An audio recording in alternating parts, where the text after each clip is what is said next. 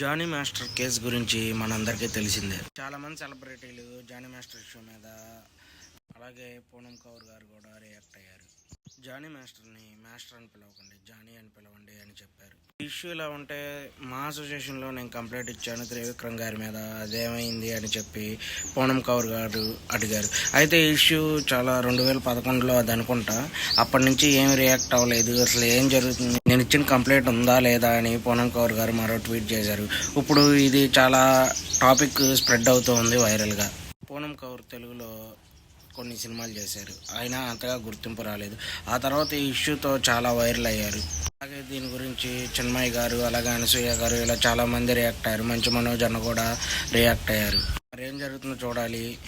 మా అసోసియేషన్ అయితే ఇది కనుక నిజమైన ప్రూవ్ అయితే ఇంకా కొరియోగ్రాఫర్గా జానీ మాస్టర్ లైఫ్ అనేది ఉండదు.